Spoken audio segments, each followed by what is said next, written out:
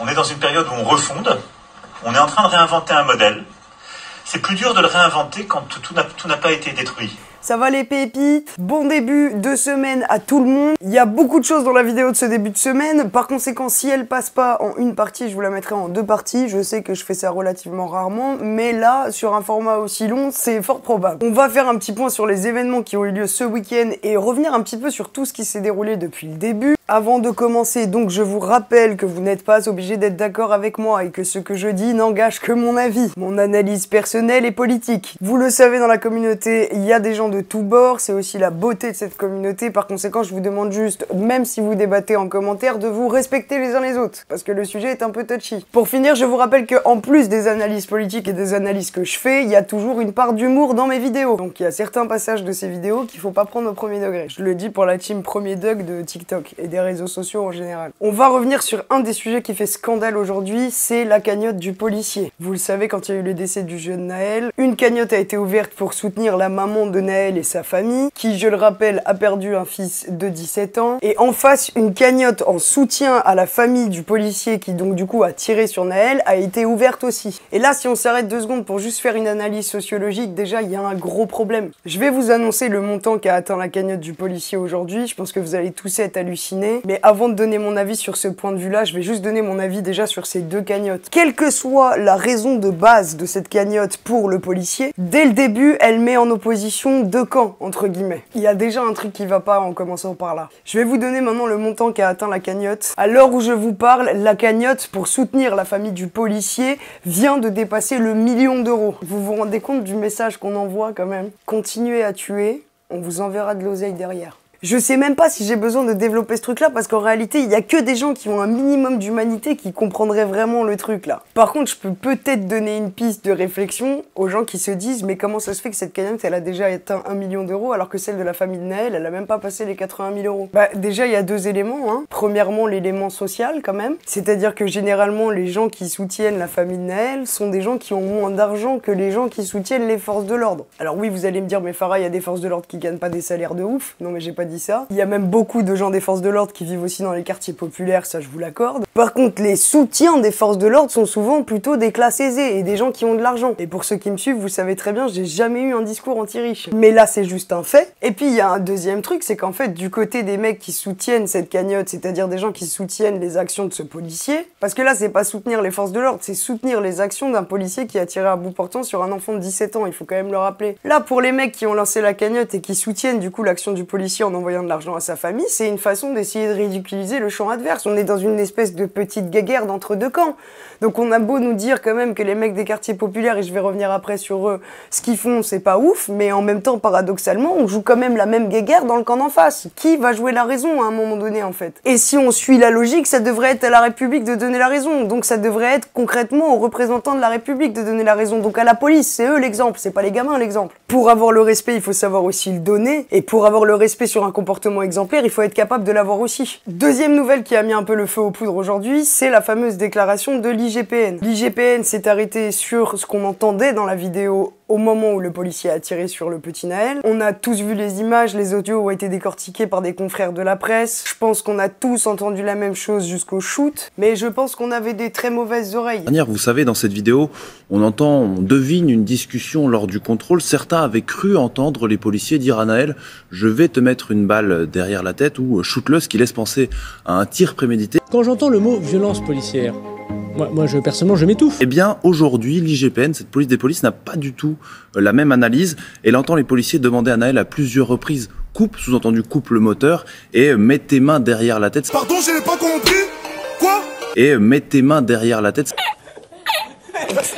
Ce n'est pas une menace, mais plutôt une sommation. Pour en avoir le cœur net, eh bien, cette vidéo a été transmise aux gendarmes de l'IRCGN, qui est un service spécialisé. Non, moi j'ai entendu un autre truc en vrai. Moi j'ai entendu « enlève tes claquettes ». Parce qu'à mon avis, ça peut être dangereux de rouler en claquettes. Comment vous voulez que les choses elles s'apaisent là, franchement? Autre élément qui est arrivé ce week-end, et là du coup on va commencer à parler des violences. Le maire de la commune de La Haye-les-Roses et sa famille ont été attaqués en pleine nuit dans leur maison. Le maire était en plein travail à la mairie puisqu'il y avait encore des émeutes en plein dans la ville. Sa femme et ses enfants étaient en train de dormir chez lui. Et une voiture a été lancée à pleine vitesse contre la maison, voiture qui contenait des produits incendiaires.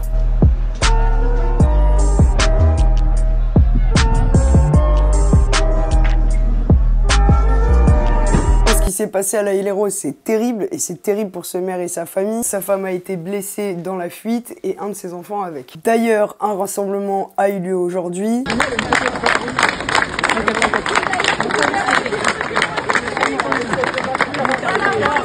C'était la compagnie de la droite. Plus certains de chez Renaissance, il faut quand même le noter, excusez-moi. Parce que Aurore Berger, elle était trop contente de tenir le bout de la banderole au bout, hein, vraiment. Et vu qu'il y a toutes les figures de la droite qui sont là, parlons-en un petit peu. Non, parce que moi j'ai regardé leurs réactions dans les médias aussi, quoi. Et puis je sais pas si vous l'avez vu, mais il y a quand même des vidéos de Jacques Chirac qui sont ressorties en 2005. Lui aussi a vécu les émeutes, d'ailleurs. Par conséquent, mes pépites, je vous propose qu'on se fasse un La droite en 2005 vs La droite en 2023.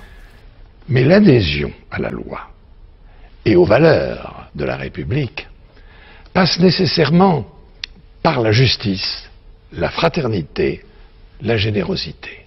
L'immigration, naturellement, a une responsabilité très lourde. L'immigration, la faillite du modèle d'intégration, on voit bien que dans les personnes interpellées, les policiers me le disaient, les personnes issues de l'immigration sont très nombreuses. C'est dans les mots et les regards, avec le cœur et dans les faits, que se marque le respect auquel chacun a droit. Les personnes qui auront été mises en cause dans ces violences et qui ont une double nationalité, pour qu'on puisse les renvoyer dans leur pays. Et je veux dire aux enfants des quartiers difficiles, quelle que soit leur origine, qu'ils sont tous les filles et les fils de la République. Oh là là, on a pris du niveau en quelques années, c'est incroyable. Ce qui me fait redire encore une fois que le problème en France, c'est pas la politique, c'est les gens qui font la politique. J'aimerais aussi qu'on revienne sur cette petite déclaration de Manu avec les jeux vidéo. Elle a fait réagir tous les geeks de France, je crois. Surtout qu'encore une fois, je rappelle qu'il y a plusieurs études qui ont montré qu'il n'y avait aucune corrélation entre la violence et les jeux vidéo. Non mais parce que je me suis quand même demandé, moi Manu, si tu geekais un peu. Parce que je t'avoue que quand j'étais sur le terrain, que j'ai vu les raids, la BRI et tout ça, j'ai eu un peu l'impression d'être dans une partie de Call of. Et on a le sentiment parfois que certains d'entre eux vivent dans la rue les jeux vidéo qui les ont intoxiqués. Il y a l'armée, il y a l'armée. Alors il nous est arrivé un truc incroyable à nous aussi, les indépendants là, ce week-end. Nous qui risquons notre vie sur le terrain pour vous informer. Ils pensent pas. Non mais plus sérieusement, ce week-end, on n'a plus Twitter. Vous avez vu que ça s'est calmé depuis 2 jours. Bon bah dites-vous qu'il y a 2 jours, plus personne, en tout cas des gens qui sont dans mon entourage et des gens de la presse que je connais, n'avaient accès à l'information ou ne pouvaient relayer l'information. Donc en fait, on était au courant de rien de ce qui se passait. On a tout appris le lendemain matin. Et à la base, Elon, il a dit que ça avait rien à voir avec nous. En dehors du fait qu'il a soutenu Manu pendant la réforme des retraites. Après les discours de Manu et Éric Dupond-Moretti, je vous avoue, je me suis quand même posé des questions. Les plateformes et les réseaux sociaux jouent un rôle considérable dans les mouvements des derniers jours. Et nous avons commencé à l'organiser plusieurs dispositions. D'abord, en lien avec ces plateformes, d'organiser le retrait des contenus les plus sensibles. Les services de l'État s'organiseront en lien avec ces plateformes pour pouvoir obtenir une réponse effective. Et des demandes seront aussi faites partout où c'est utile, et à chaque fois que c'est utile, pour avoir l'identité de celles et ceux qui utilisent. Et c'est vrai que les gamins sachent clairement qu'on va péter les comptes. Et puis Manu, d'ailleurs tout à l'heure on parlait des jeux vidéo, t'as envoyé des chars et tout ça là. Et t'as voulu jouer la répression, mettre de l'huile sur le feu, laisser moisir les situations en attendant qu'elles s'éteignent. Dire que c'est toujours de la faute des autres et jamais du gouvernement. Non mais Manu, à force de faire des vidéos, je les connais par cœur tes stratégies, c'est ça le truc. Donc tu nous as fait jeu de la répression, du GIGN et tout le bordel là, alors que t'avais juste à envoyer nos darons avec des balais.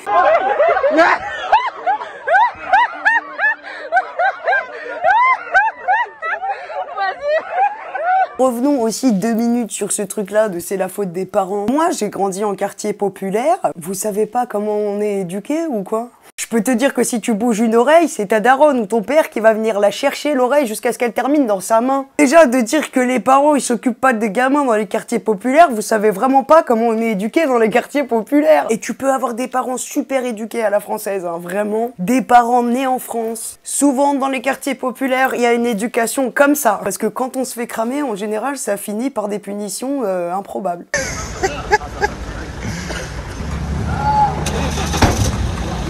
Oh non, non, non, non.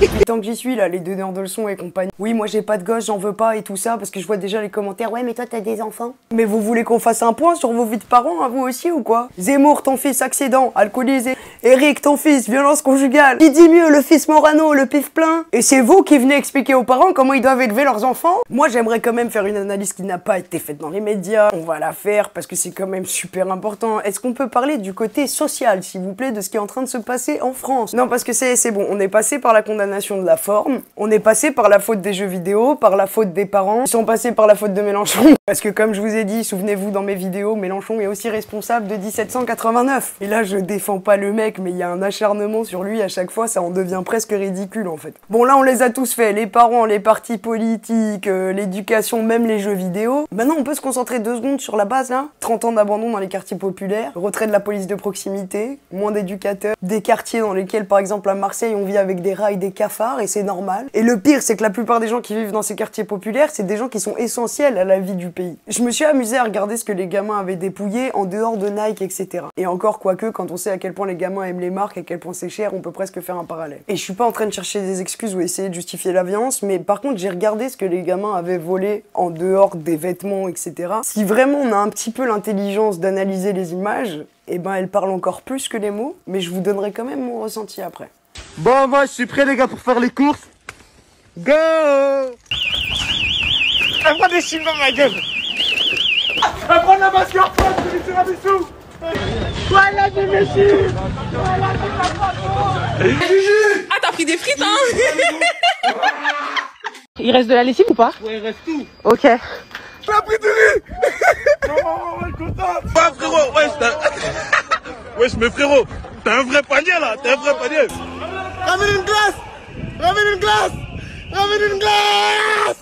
Des yop, des chips, des chewing-gums, des glaces. Alors oui, il y en a qui vont me dire ils ont aussi dépouillé des commissariats, mais là je vais me concentrer sur cet élément-là, de la nourriture. Il y a eu des palettes qui ont été emmenées dans les quartiers avec de la nourriture dessus. Est-ce que vous voulez que je vous rappelle l'inflation en France? Est-ce que vous voulez que je vous rappelle qu'il y a une grande partie de la population qui, à partir du 15 du mois, n'a même plus 100 € sur son compte bancaire? Tant qu'on est centré sur notre petit nombril à nous et qu'on regarde pas ce qui se passe autour, forcément on peut pas comprendre. Vous savez qu'on a grandi en voyant nos parents trimer comme des dingues. Dieu merci, les miens ils s'en sont sortis, ma famille elle s'en est sortie, mais il y a des familles qui s'en sortent pas. Le fait est qu'il y a un vrai message social là. On s'est pris le Covid, on se prend l'inflation, c'est une galère pour eux de trouver du travail. Et là, me dites pas ouais mais c'est parce que les mecs ils veulent pas travailler, c'est pas vrai. Moi je connais des gens chez Pôle emploi qui m'ont dit on suggère à certaines personnes de retirer leurs adresses parce que c'est des adresses de quartiers populaires et que c'est pas beau sur un CV. Ils prennent le délit de faciès en permanence. Encore une fois, tous les flics ne sont pas mauvais. Et en plus, on tue des gamins de chez eux. Parce que quelques jours avant l'histoire Naël, Mediapart a révélé qu'il y avait eu une autre affaire qui est passée sous silence. Et elle est passée sous silence parce qu'il n'y a pas de vidéo. 15 jours avant Naël, pour les mêmes raisons qui sont un refus d'obtempérer, à Angoulême, c'est un jeune de 19 ans qui a été tué par la police. Alors je justifie pas les violences, mais je pense qu'au lieu d'expliquer la forme en permanence et d'essayer de la justifier, on devrait peut-être s'attaquer au fond. Les déclarations de l'IGPN aujourd'hui, dans le cœur de ces gamins qui sont déjà ultra révoltés, ça n'aidera pas à la justice. Dans le cœur des familles non plus. Tant qu'on ne regardera pas non plus ce qui se passe véritablement dans la police, ça n'ira pas non plus. Tant que nous-mêmes on n'intégrera pas les quartiers populaires, ça ne fonctionnera pas non plus. En plus de créer des divisions sociales, on est en train de créer des divisions humaines, c'est le pire de tout. Elle est passée où l'époque du black blamber en France, s'il vous plaît? Ou alors vous laissez pourrir la situation et dans ces cas-là vous attendez un embrasement et si ça s'embrase il faudra pas s'en plaindre. On a jugé la forme, on a dit que c'était pas bien, on a dit que c'était pourri, ça y est c'est fait. Est-ce que maintenant on pourrait se pencher sur le fond? Et le fond c'est pas l'immigration.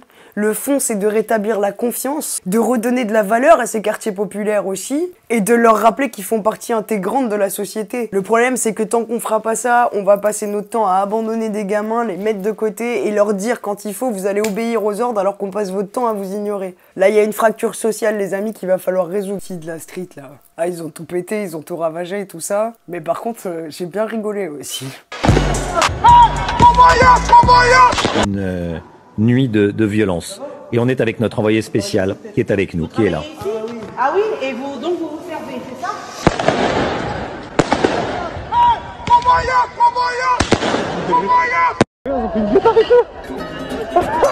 Prenez-moi des fleurs pour la dame, voilà. Non, y a pas de t'inquiète. Toi là, t'as pas honte? Pourquoi honte? Ils ont tué nos frères. Ils ont tué nos frères. Tu crois que Dieu il est grand en fait?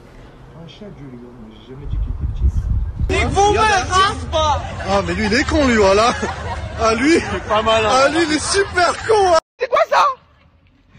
C'est quoi? Un vélo. Franchement, j'ai très peur, hein. C'est la catastrophe. Combat Kazaguchi. On l'a vu notre enfant. En pleine émeute. Franchement, vous avez aucune dignité. C'est scandaleux. C'est vrai. Je vous laisse avec ça et je vous dis à demain, mes pépites. They say, why do you burn down the community? Why do you burn down your own neighborhood? It's not ours. We don't own anything. There's a social contract that we all have, that if you steal or if I steal, then the person who is the authority comes in and they fix the situation. But the person who fixes the situation is killing us. So the social contract is broken. And if the social contract is broken, why the fuck do I give a shit about burning the fucking Football Hall of Fame, about burning a fucking Target? You broke the contract when you killed us in the streets and didn't give a fuck. Nous ne construirons rien de durable sans le respect. Nous ne construirons rien de durable si nous laissons monter, d'où qu'ils viennent, le racisme, l'intolérance, l'injure, l'outrage. Nous ne construirons rien de durable sans combattre ce poison pour la société que sont les discriminations.